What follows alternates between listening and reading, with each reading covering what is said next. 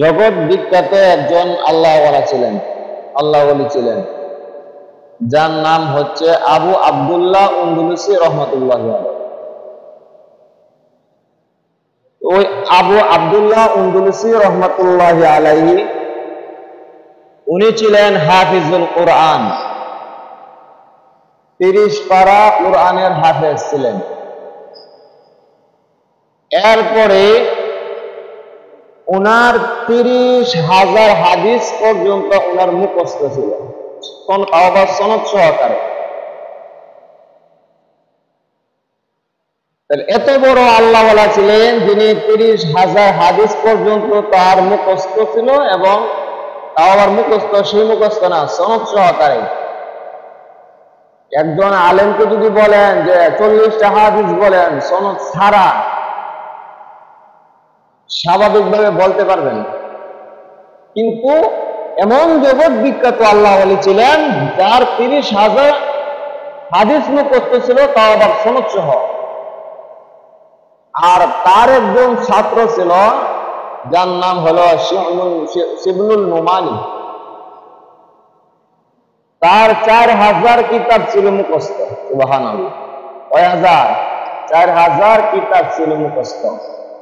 তো এই আবু আবদুল্লাহ আন্দলুসি রহমাতুল্লাহি আলাইহি একদিন তার ছাত্রদেরকে বলতেছে যে, আমার ছাত্ররা, আমি তোমাদেরকে নিয়ে কি করব,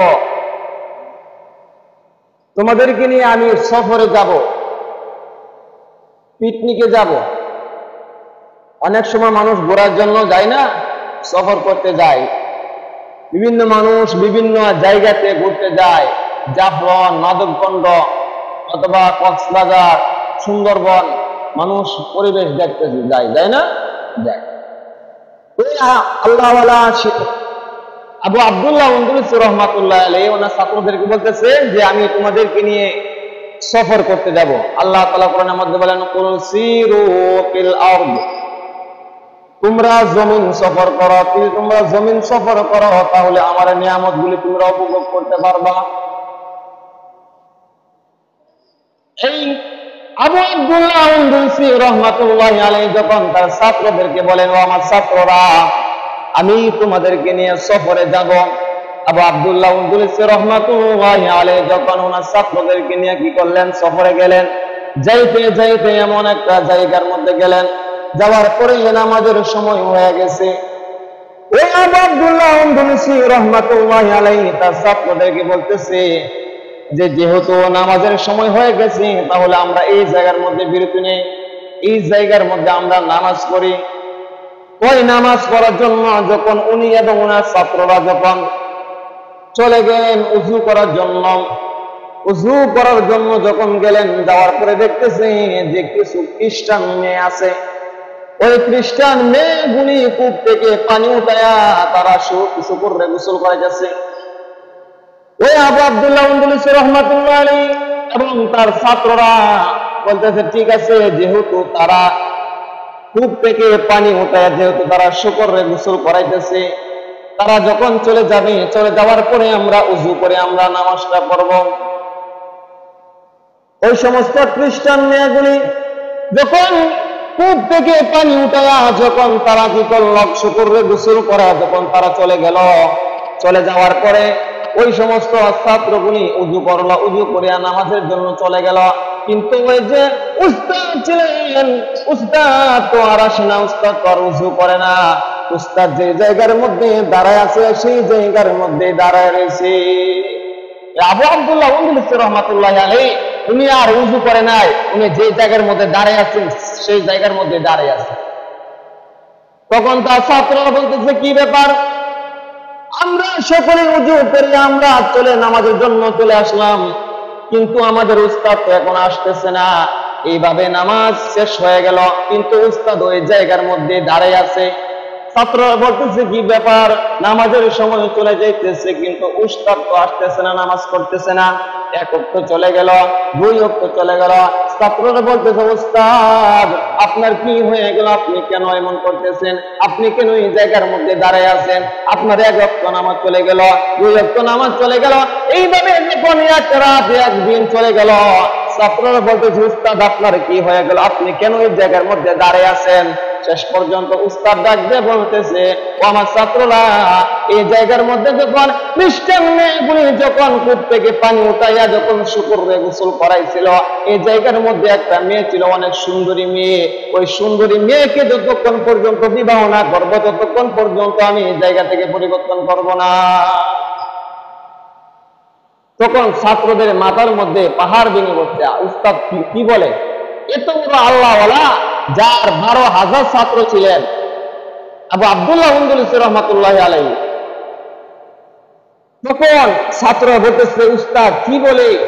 উস্তাদের নজর কেন এই দিকে চলে গেল? তখন উস্তাদ রে অনেক চেষ্টা করতেছে, কিন্তু চেষ্টা করার পরে উস্তাদ এই জায়গা থেকে সরাইতে পারতেছে না, আনতে পারতেছে না। তখন তারা বলতেছে, উস্তাদ যেহেতু আসবে না, তো কি করা যায়?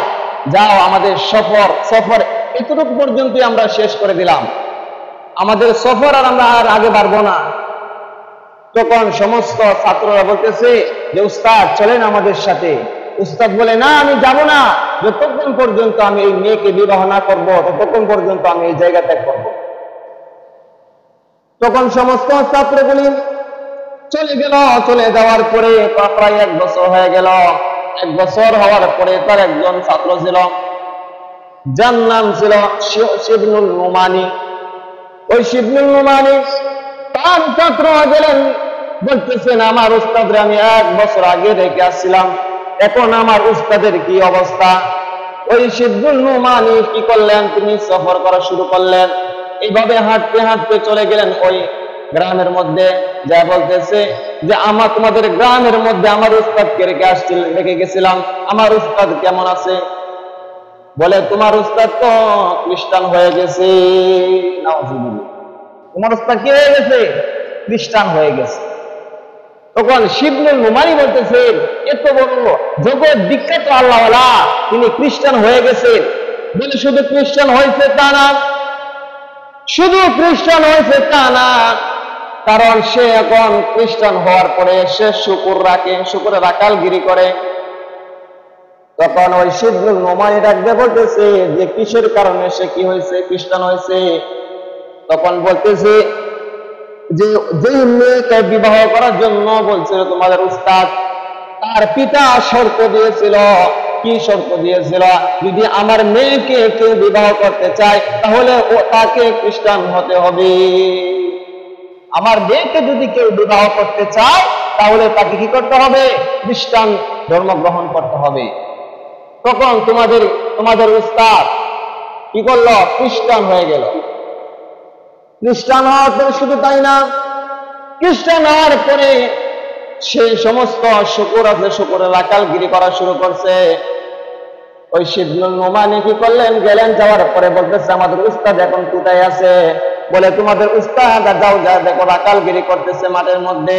যাওয়ার পরে যা দেখতেছে যে শুকুরের আকালগিরি করতেছে। যা বলতেছে, আসসালামু আলাইকুম ওয়া রাহমাতুল্লাহ। সালামের উত্তর দিলেন। উত্তর দেওয়ার পরে শিবনুল নুমানি বলতেছে, উস্তাদ আপনি কেমন আছেন? উস্তাদ ডাক দিয়ে বলতেছে, আমি কেমন আছি তুমি দেখো না। উস্তাদ বলতেছে যে আমি কেমন আছি তুমি দেখতে পারতেছো না? তখন ওই শিবনুল নুমানি ডাক দিয়ে বলতেছে, উস্তাদ আপনার কি হয়ে গেল? আপনি কেন খ্রিস্টান ধর্ম গ্রহণ করলেন? আপনি কেন খ্রিস্টান হয়ে গেলেন? আপনি তো এত বড় আল্লাহওয়ালা ছিলেন, আপনার তো 30,000 হাদিস ছিল আপনার সনদ সহকারে মুখস্থ, এবং আপনি হাফিজুল কোরআন ছিলেন, এবং আপনার 12,000 ছাত্র, আপনি কিভাবে খ্রিস্টান ধর্ম গ্রহণ করলেন? ইসলাম ধর্ম ছাড়িয়া আপনি খ্রিস্টান ধর্ম গ্রহণ করলেন। এইভাবে যখন বলতেছে ছাত্র বলতেছে, উস্তাদ আপনার কি কোরআনের কোন আয়াত মনে নাই? তখন উস্তাদ বলতেছে যে আমার 2টা আয়াত ব্যতীত আমার আর কোনো কিছু মনে নাই। 2টা আয়াত ব্যতীত আমার কোনো মনে নাই।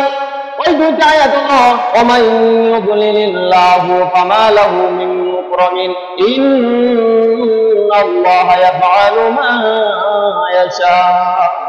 এই 2টা আয়াত হলো যে আল্লাহ তাআলা যাকে সম্মান দান করেন কেউ তাকে অসম্মান করতে পারে না, আর আল্লাহ যাকে অসম্মান করেন কেউ তাকে সম্মান দিতে পারে না। আচ্ছা, এই যে আয়াত বলে, এই আয়াতটা বললো, আয়াতের ব্যাখ্যাটা কি বুঝেছে? যে আল্লাহ যাকে সম্মান দেয় কেউ তাকে অসম্মান করতে পারে না। তাহলে ওই আয়াতের অর্থ এবং তার কাজকর্ম মিল হয়ে গেল। এরপরে আয়াত হলো ওমাই ইউদ্লিলিল্লাহু ফামা লাহু মিন হাদ। এরপরে ওমাই ইয়াতাবাদদালিল কুফরা বিল ঈমানি ফাকাদ দাল্লা সাওয়া'আস সাবিল। আর তারাই ধ্বংস অনিবার্য যারা কুফর করে, শিরিক করে। এই উস্তাদ যখন এই কথাগুলি বলার পরে শিবনুল নোমানী সে কি করলো, বলে যে আমি আর এই জায়গায় থাকবো না, আমি চলে যাই আমার গন্তব্যস্থলে। তখন তার ছাত্র যখন চলে যাইতেছিলেন, যাওয়ার পরে দেখতেছেন যে ওনার যে উস্তাদ ছিলেন আবু আব্দুল্লাহ উনদুলুসি রাহমাতুল্লাহি আলাইহি, ওই আবু আব্দুল্লাহ উনদুলুসি রাহমাতুল্লাহি আলাইহি ঝর্ণা থেকে যখন পানি পড়তেছে, ওই ঝর্ণার পানির মধ্যে গোসল করতেছে। গোসল করার পরে উল্টা বলতেছে লা ইলাহা ইল্লাল্লাহু মুহাম্মাদুর রাসূলুল্লাহ সাল্লাল্লাহু আলাইহি ওয়াসাল্লাম। সে কালিমা পড়তেছে। তখন ওই শিবনুল নোমানী বলতেছে কি ব্যাপার, কালিমার আওয়াজ কোথায় থেকে আসতেছে, দেখে উস্তাদ কালিমা পড়তেছে। তখন শিবনুল নোমানী বলতেছে উস্তাদ কি ব্যাপার, কিসের কারণে আপনি কৃষ্ণ ধর্ম গ্রহণ করলেন, আবার কিসের কারণে আপনি আবার কালেমা পড়তেছেন? উস্তাদ ডাক দিয়ে বলতেছে ও আমার ছাত্ররা, আমি যখন তোমাদেরকে নিয়ে আসছিলাম সফর করার জন্য, সফর যখন শেষ হয়ে গেল, হওয়ার পরে যখন নামাজের বিরতি দেওয়া হলো নামাজ পড়ার জন্য, কিন্তু আমরা গিয়েছিলাম কুয়ার মধ্যে উজু করার জন্য। কিন্তু উজু করার সময় দেখছিলাম কয়েকজন খ্রিস্টান মেয়ে, ওই মেয়েগুলি শুকরে গোসল করাইতেছে। কিন্তু আমার মনের মধ্যে এতটুক পর্যন্ত আমার মনের মধ্যে আকাঙ্ক্ষা ছিল, আমি মনে মনে বলছিলাম যে আমরা কতই না উৎকৃষ্ট, তারা কতই না নিকৃষ্ট। আমার মনের মধ্যে এতটুকু হয়েছিল যে আমি মনে মনে বলছিলাম যে আমরা কতই না উৎকৃষ্ট আর তারা কতই না নিকৃষ্ট। এতটুকু অহংকার আমি করেছিলাম। এই অহংকার করার কারণে আমি দেখি যে আমার ভিতর থেকে একটা পাখির মতো কি যেন বাইর হয়ে গেছে। আর সেইটা ছিল ইমান। ইমান আল্লাহ তাআলা আমার কাছ থেকে নিয়ে গেছিল। এই জন্য আল্লাহ তাআলা বলেন যে তোমরা কোনোদিন কোনো কিছু নিয়ে তোমরা অহংকার করবা না। এত বড় জগৎ বিখ্যাত আল্লাহওয়ালা ছিলেন, সে এতটুকু অহংকার করেছিলেন যে আমরা কতই না উৎকৃষ্ট আর তারা কতই না নিকৃষ্ট। এই কথাটা বলার কারণে, এই অহংকারটা করার কারণে আল্লাহ তাআলা তার কাছ থেকে দৌলতে ঈমান যেটা আছে, ওই ঈমানটা আল্লাহ তাআলা তার কাছ থেকে 1 বছরের জন্য উঠায় নিয়েছিলেন। তাহলে আমরা আমাদের নিজেদেরকে নিয়ে আমরা অহংকার করি, আমাদের টাকা পয়সা সম্পত্তি নিয়ে আমরা অহংকার করি, আমরা ক্ষমতাকে নিয়ে অহংকার করি। একমাত্র ক্ষমতার মালিক কে? আল্লাহ। আল্লাহ তাআলা বলেন অহংকার হচ্ছে আমার চাদর, এই চাদরকে নিয়ে যারা টানাহেঁচড়া করবে, আল্লাহ তাআলা বলেন তারা আমার অহংকারকে নিয়ে যারা টানাহেঁচড়া করবে, তারা স্বয়ং আমি আল্লাহর সাথে যুদ্ধ করে। তারা অহংকার একমাত্র আল্লাহ তাআলাই করতে পারবে। আপনি কি নিয়ে অহংকার করবেন? আপনি বাড়ি গাড়ি টাকা পয়সা নিয়ে আপনি অহংকার করবেন? আপনি চিন্তা করে দেখেন, আপনি যে এত কিছু নিয়ে অহংকার করতেছেন, আপনি চিন্তা করে দেখেন আপনি নিজেই নিজের না। আপনার বাড়ি গাড়ি আপনার কিভাবে হবে? জায়গা জমি আপনার হবে কিভাবে? আপনি নিজেই তো নিজের না। এই জন্য কোনো কিছু নিয়ে অহংকার করা যাবে না। যদি অহংকার করে তাহলে এই যে এত বড় জগৎ বিখ্যাত আল্লাহওয়ালা আবু আব্দুল্লাহ উনদুলুসি রাহমাতুল্লাহি আলাইহি, ওনার কি হাদিস পরিমাণ কম মুখস্থ ছিল? 30,000 হাদিস মুখস্থ ছিল, তাও আবার সনদ সহকারে। এবং হাফিজুল কোরআন ছিলেন, এবং তার ছাত্র ছিল 12,000 ছাত্র। এবং এই 12,000 ছাত্রের মধ্যে একজন ছাত্র ছিল যার প্রায় 4,000 কিতাব ছিল মুখস্থ। এগুলো কি সাধারণ ব্যাপার?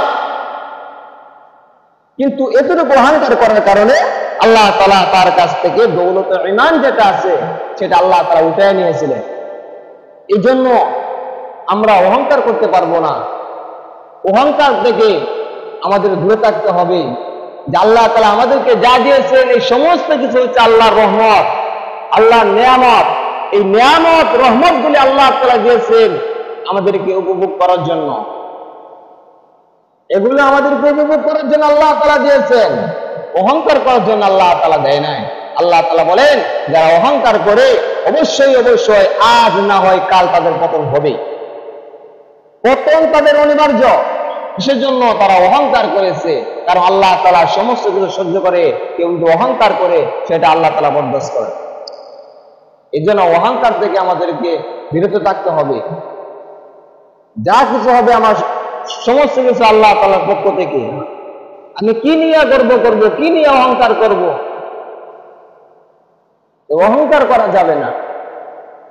যে আল্লাহ তাআলা আমাকে কিছু টাকা পয়সা দিছে, আমি অহংকার করব অপর বায়ান নাই,